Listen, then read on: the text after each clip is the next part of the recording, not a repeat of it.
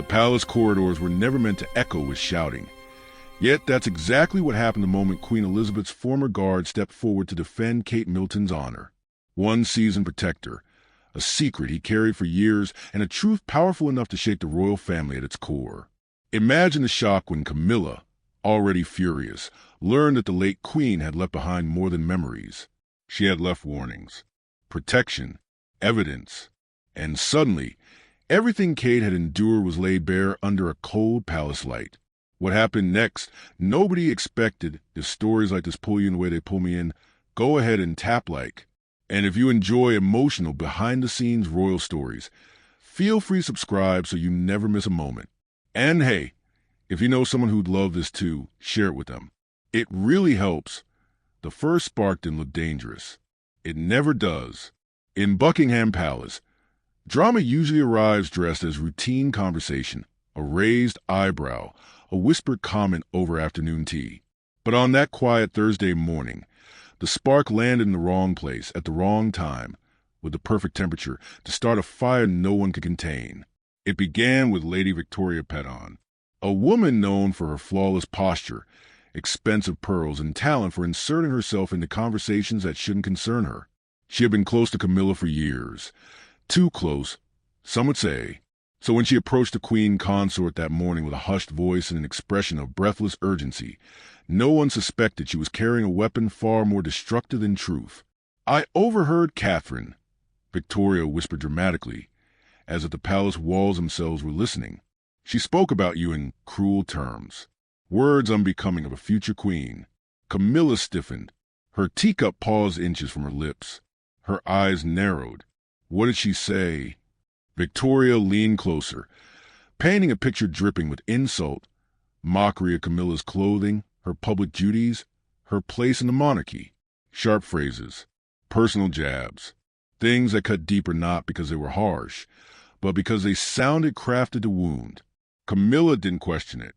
She didn't pause, breathe, or consider the possibility that Victoria might be twisting a story or inventing one altogether.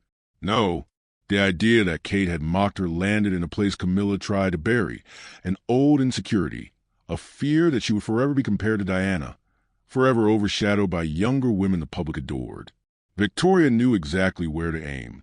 Within hours, the rumor had traveled farther than any messenger could run. Palace staff whispered behind gloved hands. Advisors exchanged uneasy glances. Even the footmen, trained to appear indifferent, carried a subtle tension in their movements. And Kate Middleton had no idea. She was across the palace with Charlotte, helping her rehearse for a small school performance. Charlotte, excited and slightly nervous, kept tugging on Kate's sleeve with questions about stage lights and costumes. Kate smiled, patient as always, unaware that a storm was building behind her back. If she had known, she would have addressed it immediately. But the palace had a rule older than any monarch. Bad news travels faster than fairness. By late afternoon, the rumor had grown claws. Some said Kate mocked Camilla. Others claimed she questioned Camilla's leadership. Some twisted the story into a full-blown insult about Camilla's role as queen consort. Every retelling sharpened the lie. Meanwhile, King Charles was caught at the center of a tug-of-war. On one side, his wife, hurt, suspicious, and visibly shaken. On the other, the daughter-in-law of the late queen had trusted so deeply. Charles felt himself aging faster by the minute as he tried to keep the peace. He summoned William first. The moment William heard the accusation, he laughed, not out of disrespect, but because the very idea was absurd. Catherine? Mocking Camilla? She barely jokes about herself. But Charles wasn't laughing. His expression only grew heavier. Then Kate was called in. She entered the private meeting room with confusion still clouding her features. She had no idea why her presence was urgently needed. When Charles repeated the accusation, her face drained of color. "Is this a joke?" she whispered. Her voice wasn't angry. It wasn't defensive. It was hurt. Kate immediately explained where she'd been, who she was with, and how many witnesses could confirm it. But Camilla didn't look convinced. Her stare felt sharp, as if she were searching for guilt in Kate's eyes, even if none existed. And maybe Deep down, Camilla wasn't searching for truth at all. Maybe she was searching for validation, proof that her fears were justified, that she wasn't imagining the shifting dynamics in the monarchy. Kate had become beloved in ways Camilla never was. That lingering comparison fed an insecurity Camilla didn't want to admit existed. Silence thickened the room. William stepped forward, placing himself between the accusations and his wife. "This is nonsense," he said firmly. "Catherine would never say such things." Camilla's voice rose. Victoria heard her. She had no reason to lie. But she did. Kate thought silently. Jealousy, ambition, proximity to power. All perfect reasons. Charles massaged his temples. "We cannot allow this to spiral. We must resolve it before the staff, or worse, the press, get a hold of it." But it was already spiraling. Outside the room, whispers traveled down hallways like rogue gusts of wind. Some staff members had grown fond of Kate. Others, loyal to Camilla, leaned into suspicion. Even the security teams had begun discussing schedules, trying to verify Kate's movements. Later that evening, Kate sat alone in Kensington Palace, trying to process the situation. She wasn't angry, not yet. She was confused, saddened, vulnerable. She didn't want to be seen as a rival, a threat, or a pawn in palace politics. All she wanted was peace, service, and family. William sat beside her on the sofa, holding her hand tightly. The room around them was quiet, the kind of quiet that makes emotions louder. "We'll fix this," he said gently. But Kate shook her head. How do you fix a lie that people want to believe? That was the question that haunted her, because this wasn't a simple misunderstanding.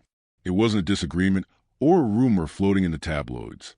This was internal, coming from someone close to the Queen Consort, and that made it dangerous. The next morning, the palace scheduled a private confrontation to settle the matter. No press, no advisors, only family, behind closed doors, with truth hanging over them like a storm cloud waiting to burst. But before the meeting began, before anyone could speak their piece, before damage could be undone, a new presence appeared in the palace. A familiar figure from the past. A man who had served the late queen longer than most had been alive. A man who carried memories, secrets, and loyalty etched into every line of his face. Richard Ashford, Queen Elizabeth's most trusted guard. He walked into the palace with one purpose: to protect Kate, just as the queen had asked him to. And with him, he carried evidence that would change everything. For most people, Buckingham Palace is a landmark. For Richard Ashford, it was a memory, one made of long nights, silent corridors, and decades spent guarding the world's most recognized monarch. After his retirement, he had promised himself he would never return. The palace had taken enough from him. Time, sleep, a normal life. But it had also given him something priceless: purpose. And now that purpose called him back. On a gray Tuesday morning, he stepped out of a black car and stared up at the palace gates. The guard on duty recognized him immediately, not because of his face, wrinkled now, wiser, older, but because of the way he carried himself. Upright, solid, unshaken. The stance of a man who had once stood between danger and the crown without blinking. "Mr. Ashford?" the guard whispered, as if he were seeing a ghost. Richard nodded. "I need to see His Majesty. It concerns Her late Majesty and the Princess of Wales." Those words were enough. Old doors opened quickly for old loyalty. As he walked inside, Richard felt the weight of the leather folder tucked under his arm. It wasn't large, but it felt heavy.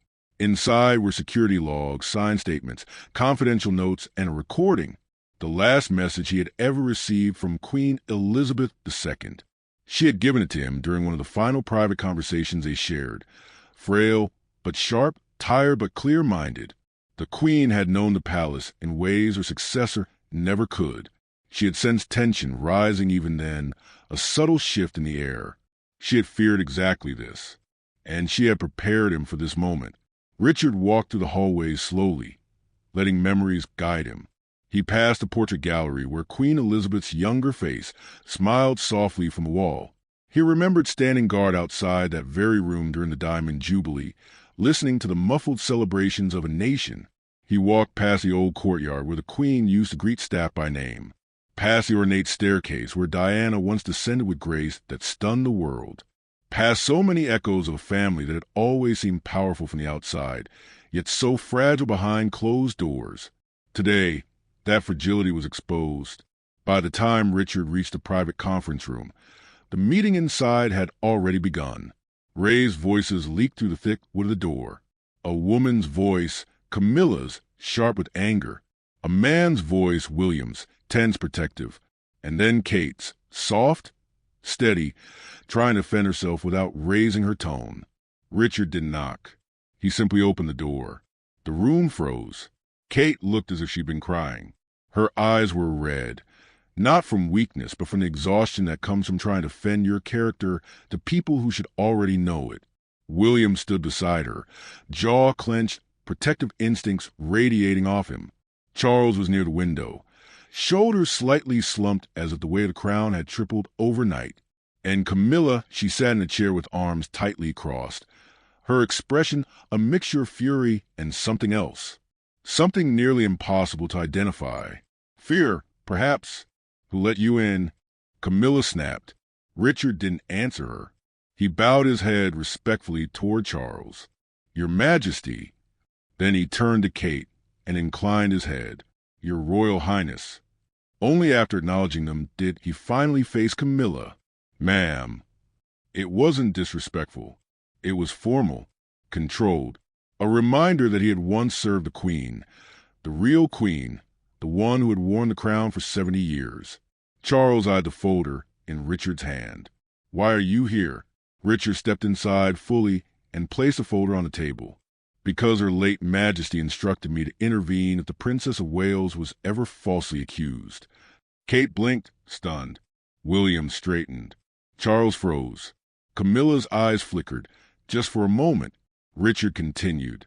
3 weeks before she passed, the Queen shared certain concerns with me. She believed tensions would rise after her death. She feared misunderstandings would become weapons. Camilla scoffed. This is absurd. Richard didn't look at her. She was worried Catherine's reputation would be targeted. She instructed me to keep records, to monitor staff interactions, to document anything that could be used against her. Kate covered her mouth in shock. She never imagined the Queen had been watching out for her even in her final days. Charles reached for the folder, but Camilla's hand shot out first. She grabbed it quickly, too quickly. The leather creaked under the pressure of her grip. What is this supposed to prove? She demanded. Richard's voice grew quieter. Everything. William stepped forward, expression sharpening. Open it. Camilla hesitated.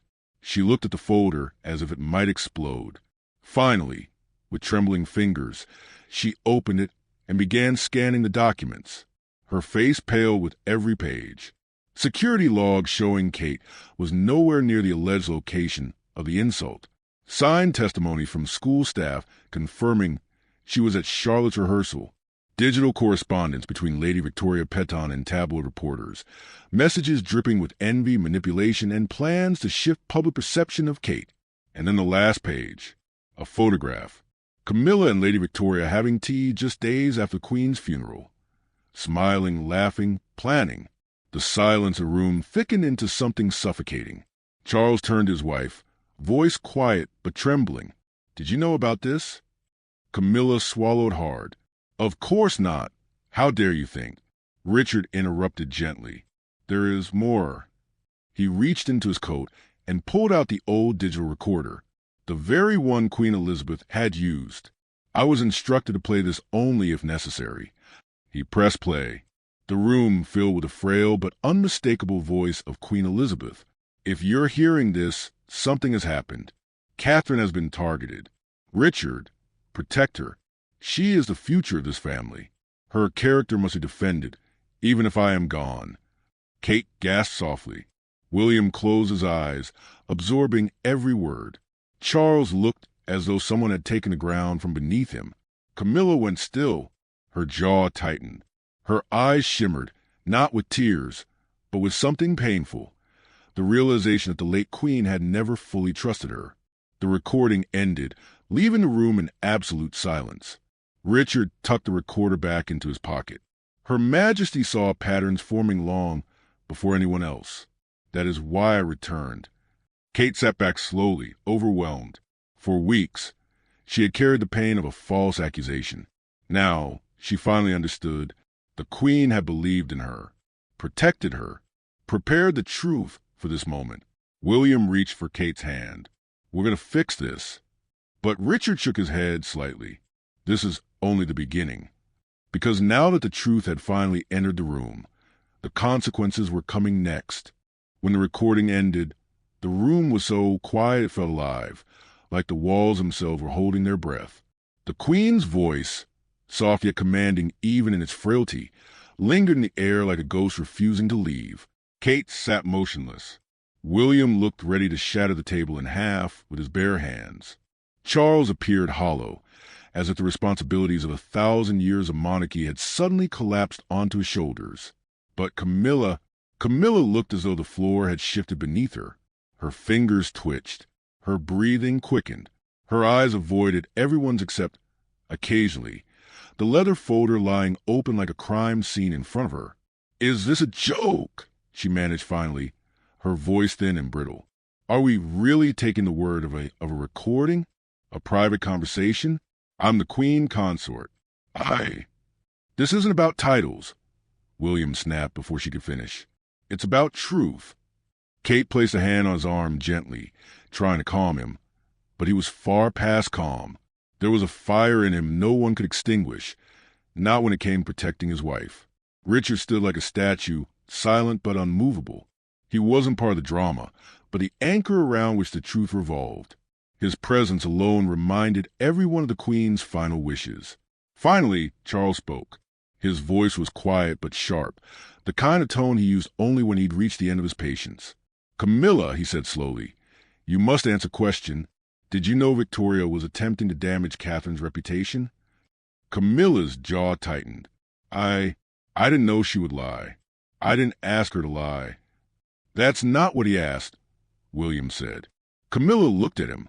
Her stepson, the future king, the face the public adored far more than hers. She felt cornered, exposed, and something else too, guilty. "I knew she disliked Catherine," Camilla whispered. "I knew she thought Catherine's popularity overshadowed mine. She would complain, often, but I didn't tell her to invent anything." "But you encourage her," Kate said quietly. Everyone turned to face her. Kate's voice was barely above a whisper, but it carried across the room with the strength of someone who had finally stopped apologizing for existing. "You let her speak for you," Kate continued. "You let her feed the press tiny stories about me for years. Nothing malicious at first. I knew it. I brushed it off. But you never stopped her. You never told her to stop comparing us." "That doesn't make me responsible for this," Camilla said sharply. "Doesn't it?" Kate replied, still calm.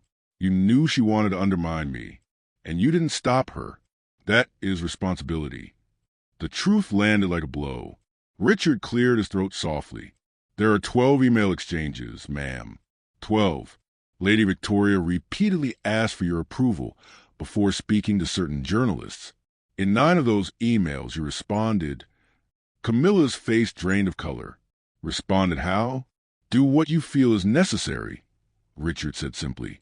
The air tightened around them. William took a step forward, hands clenched. "Necessary to do what? To destroy the mother of my children? To drag her name through the mud? To make her look weak so you could appear stronger?" Camilla looked helpless for a moment, a side of her rarely seen. "I was insecure," she whispered. "I felt overshadowed. I thought—" "You thought hurting her would lift you," William finished coldly. "It didn't." Camilla's lips trembled. For the first time, she looked less like a queen and more like a woman overwhelmed by the consequences of her own choices. Kate stepped forward slowly. Her voice was steady. No anger, no resentment, just clarity. "I never want to compete with you," Kate said. "I never wanted your spotlight. I only want to support William and serve this family. But you saw me as something I'm not, a threat." Camilla blinked, as if the word itself was painful. Kate continued. "You could have come to me. spoken to me, asked me, but instead, you let someone else put poison in your ear. And now look where we are. It was Charles who broke the silence this time. Camilla, he said quietly, is this true? Camilla's shoulders sagged. Yes, she whispered. Not the lie, not the accusation. But the rest, yes. I let Victoria push me. I let her protect me. I should have stopped her. I didn't. William closed his eyes. Kate looked down. Charles looked away. It was Richard who stepped forward next, addressing the king directly. Your Majesty, he began. Her late Majesty predicted something like this could happen. That's why she left instructions. She believed Catherine would one day face a test from within the family. She wanted her protected, not for political reasons, but because she believed Catherine represented the monarchy's future. Richard paused and added, she feared old insecurities and old rivalries would become new problems. Camilla flinched. Charles rubbed his forehead, exhausted. Enough. This ends now. No more whispers. No more games. Victoria will be removed from all royal circles immediately. And Camilla, you must apologize. Camilla stiffened. I already said. Not excuses. Charles interrupted. Not explanations. A real apology. Camilla looked at Kate. Really looked. For the first time, she didn't see a rival. She saw a young woman who had married into a world she never asked for, who had carried her role with grace, who had never played political games. A woman who had been hurt, and it broke something in Camilla. She exhaled shakily. Catherine, she said, voice raw, I am sorry. I let jealousy guide me. I let Victoria influence me. I doubted your character when you have never given me reason to. It failed you, and I'm sorry. Kate nodded softly. Thank you. It wasn't forgiveness. Not yet, but it was a start. William stepped beside Kate, placing a protective hand on her back. For a moment, silence filled the room again, this time not heavy with accusation, but with the first fragile threads of healing. Charles looked at Richard. And you, he said, voice weary but grateful, have served this family in ways none of us could have imagined. My mother trusted you, and you honored that trust. Richard bowed his head. Always, Your Majesty. As he turned to leave, Kate spoke softly behind him. Mr. Ashford. He paused. Thank you, she said, eyes glistening with emotion, for protecting me. Even now. A small, rare smile touched Richard's face. Your Royal Highness, you remind me so much of her. The strength, the dignity, the restraint. The Queen saw it, and she was right. Then he left. The door closed. The room exhaled. But the story was far from over, because consequences come quietly at first, then loudly, then all at once, and the palace was about to feel them. The palace looked peaceful from the outside, as it always did. Tourists posed for photos. Guards stood stoic in their uniforms. Carriages passed by with their usual elegance. Everything seemed normal, but behind the centuries-old stone, Buckingham Palace was breathing differently. Slower, heavier, as if exhaling the weight of a truth that had finally surfaced after years of quiet tension. The confrontation had ended, but the consequences had only begun. In the days that followed, every member of the royal household felt the ripple. Staff walked more carefully. Advisors whispered less. Even corridors that once echoed with polite small talk felt strangely cautious. Everyone sensed that a long-hidden fracture within the family had cracked wide open, and healing it would be a slow, delicate process. Lady Victoria Peton vanished from royal life overnight. No statements. No headlines. Just gone. Her name quietly removed from guest lists. Her invitations revoked. Her presence erased. People who once flocked to her table at charity luncheons now crossed the room to avoid her. In aristocratic circles, silence is the sharpest form of punishment, and hers was absolute. But the kingdom didn't know the details, not the accusations, not the lies, not the Queen's final recording. Charles had made a firm decision. The public would never hear about it. Protecting the monarchy meant protecting its fractures too. And yet, even though the world didn't know what had happened, they felt something shift. Kate, especially, carried herself differently. She didn't change her wardrobe or her posture or her gracious smile, but something inside her had strengthened, something unbreakable. She continued her duties with the same warmth she always had, but now there was a quiet authority in the way she walked into rooms, greeted staff, spoke in meetings. She didn't need to raise her voice. She didn't need to assert dominance. She didn't need to win anyone over. She simply was. And that was enough. One evening, William found her sitting by the window in their private drawing room at Kensington Palace. The children were asleep, the house quiet, London glowing beyond the glass like a field of stars. He walked over with 2 cups of tea, a habit he'd picked up from his grandmother, and placed one gently in her hands. "You've been quiet today," he said, sitting beside her. "I've been thinking," she replied softly. "About Camilla?" Kate shook her head. "About the Queen." William looked at her for a long moment. "She trusted you more than you ever realized." Kate's eyes misted. "I didn't know she had prepared something like that. A message. For me. Why me?" William smiled gently. "Because she saw your strength long before you saw in yourself." Kate looked down at her tea. "Richard said something like that she recognized something in me." "She did," William said.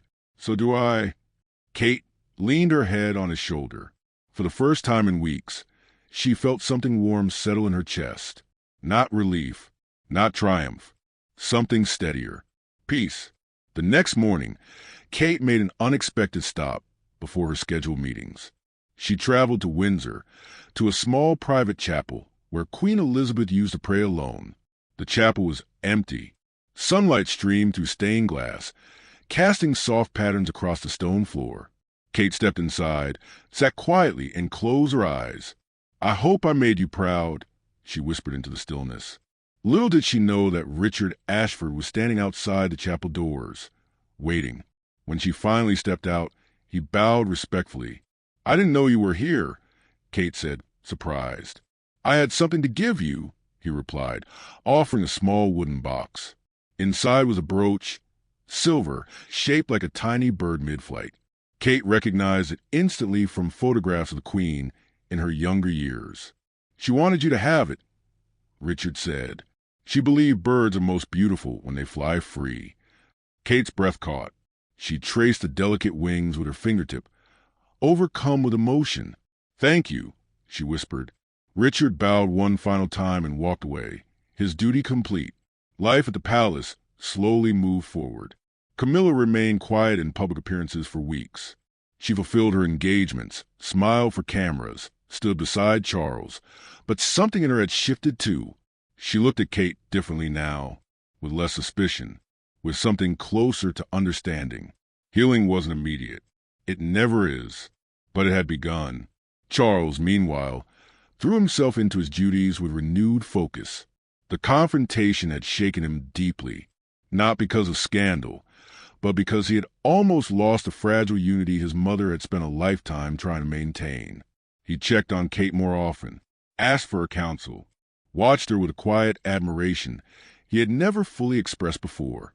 One afternoon, he asked her to join him for tea in the palace gardens. The moment was simple, ordinary, but meaningful. "You've handled this with more grace than I deserve," Charles said quietly. Kate shook her head. "You're my family. Families of storms." Charles smiled sadly. "This one was mine." Kate didn't argue. She didn't blame him. She didn't reopen wounds. Instead, she offered the same gift she'd offered the nation countless times, compassion. "It's behind us now," she said. "Let's move forward."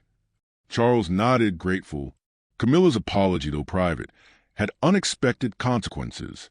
She began sending small gestures Kate's way. A note here, flowers there, small invitations to visit the gardens at Highgrove. At first, Kate accepted them politely. Eventually, she accepted them genuinely.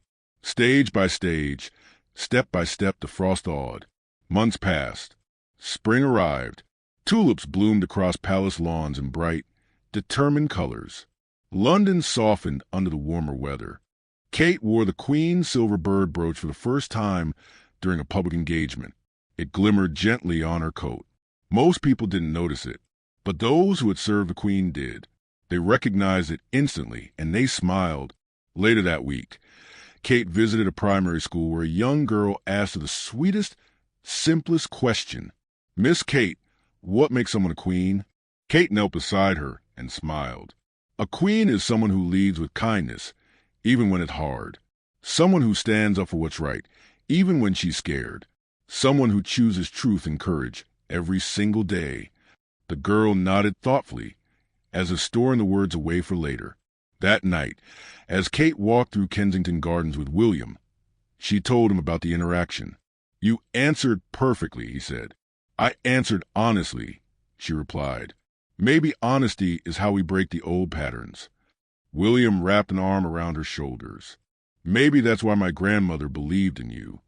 Kate smiled, not because she needed the validation, but because she knew now, deep in her bones, that she had earned her place in the family through integrity, not image. In a quiet room of the palace, Camilla penned a simple note. "Catherine, a new rose variety is blooming at Highgrove. I thought you might like some cuttings for your garden." Camilla, it wasn't dramatic. It wasn't grand. It was real. Kate replied the next morning. "I would love some. Thank you." No flourishes, no tension, just truth. Somewhere beyond this world, if such a place exists, Queen Elizabeth might have smiled at that small exchange, because she understood something most people never learn. Crowns don't make queens. Character does. And on that quiet spring morning, Kate Middleton, the woman who walked into a storm she never created, stood her ground and chose honesty over resentment, finally began to feel like the queen she would one day become.